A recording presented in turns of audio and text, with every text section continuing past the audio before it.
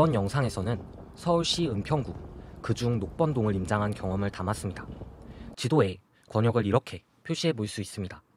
그럼 녹번동의 대장아파트부터 살펴보겠습니다. 힐스테이트 녹번입니다. 녹번역 1번 출구 바로 앞에 위치하며 초역세권이라고 부를 만한 단지입니다.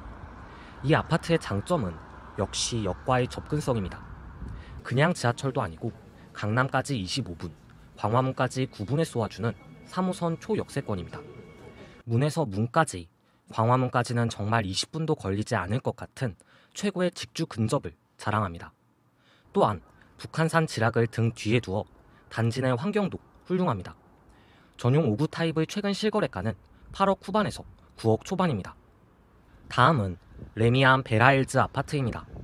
1305세대의 대단지이고 생태와의 조화를 추구하는 레미안의 순수한 조경이 곳곳에서 빛을 발합니다. 전용 5구가 8억 후반에서 실거래가 이루어졌습니다. 마지막 대장 아파트는 녹번역 이편한 세상 캐슬입니다. 최근에 가본 아파트 중 가장 인상 깊게 봤습니다.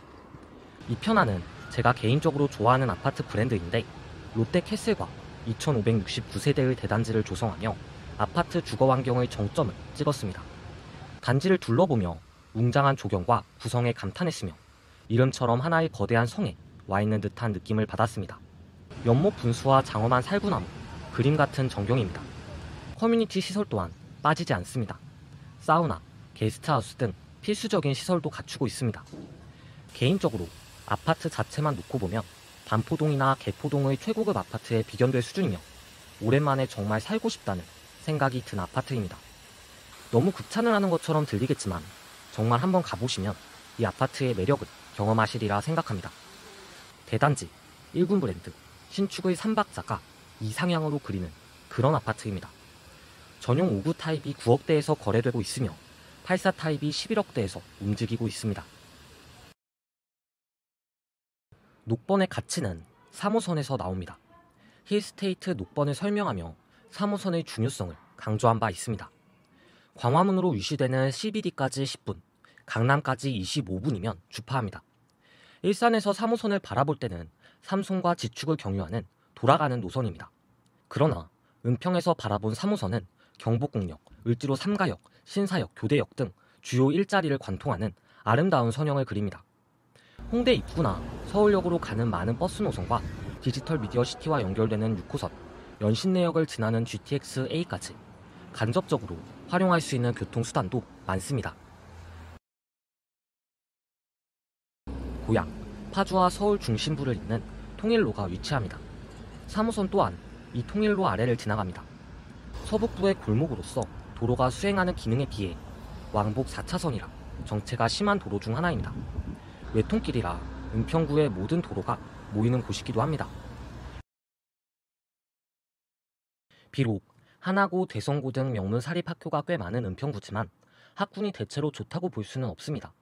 과거 단독주택 위주로 상당한 부촌이었던 은평구는 재개발로 인해 빌라와 연립주택으로 도시의 성격이 바뀌었고 따라서 학군 역시 저물었습니다. 윤석열 대통령의 모교로 유명한 충암고 역시 과거의 위상으로부터 많이 멀어졌습니다. 중학교 학업 성취도에서 서울시 평균에 미치지 못하고 강남 8학군과 비교해보면 그 열의가 확실히 눈에 보입니다. 통계적인 수치뿐만 아니라 응암동, 녹번동, 은평 뉴타운을 제외한 은평구는 대체로 낙후된 빌라촌의 양상을 띠고 있습니다. 비슷한 생활 수준의 대단지 주거타운이 들어설 때 학군의 성장이 이루어진다는 점을 감안하면 은평구의 학군은 오랜 기간 지지부진할 가능성이 높습니다. 학군은 은평구 실거주자들이 어린 자녀가 커갈수록 이곳을 떠나게 만드는 결정적 요인으로 작용합니다. 상권에서도 좋은 점수를 주기 어려운 은평입니다. 은평의 상권은 3호선, 6호선 더블 역세권인 연신내역과 불광역에 치중되어 있습니다. 그런데 이곳 역 주변을 걸어보니 상권이 정말 열악했습니다. 바꿔 말해 걷고 싶은 상권은 아니었습니다. 건물들이 노쇠하였고 난데없는 성인 나이트, 셀 수 없을 정도로 길거리에서 담배를 피우는 사람들 때문에 담배 연기를 피하느라 정신이 없었습니다. 다만 제가 직접적으로 다루고자 한 녹번동은 이와 달리 쾌적합니다. 불광역과 녹번역은 불과 1km 떨어져 있지만 분위기는 정말 다릅니다. 한편 상권과 문화시설로서의 호재로는 서울혁신파크가 있습니다. 박원순 서울시장 시절 서울혁신파크는 사회적 경제기업과 시민단체가 사용해 왔습니다. 그러나 오세훈 시장이 집권하고 직주락을 갖춘 신경제문화타운으로 조성될 예정입니다. 랜드마크 타워가 들어서고 서울시립대 은평 캠퍼스가 이전합니다. 전체 부지 11만 제곱미터 가운데 녹지를 제외한 7만 제곱미터가 서부권을 대표하는 업무 지구로 재탄생합니다. 지금 서울혁신파크에는 구와 신을 둘러싼 갈등이 자리하고 사업성에 대한 의문도 여전히 남은 상태입니다.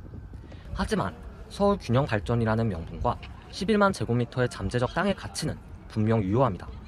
서울혁신파크가 조성되면 녹번동이 느끼는 상업과 문화시설의 부족도 단번에 극복될 것입니다. 은평구는 자연환경이 또 장점입니다. 길거리를 걸으며 20대 청년들의 대화를 엿들었습니다. 한 사람이 말하길 서울에서 이같이 산이 보이는 것이 참 신기하다고 말하더군요. 저 역시 웅장한 북악산의 자태에 여러 차례 감탄했습니다. 뿐만 아니라 백년산도 있어 산과 산이 둘러싸는 지리적 쾌적함이 분명 있습니다. 저는 은평구 녹번동의 가격 대비 가치를 높게 평가합니다. 그 이유를 세 가지로 설명하겠습니다. 첫째, 3호선을 통해 광화문을 10분, 강남을 30분 안에 통과합니다. 아까도 입이 아프게 설명했지만 은평구는 교통적인 입지가 상당히 좋습니다. 또한 한 번의 환승을 통하여 6호선을 통해 또 다른 일자리 지구인 디지털 미디어 시티에 도달할 수 있으며 서부선이 개통되면 여의도와 서울 남부로의 접근성도 좋아집니다. GTX-A의 파급력은 은평구 주민들을 판교라는 새로운 일자리로 인도할 것입니다.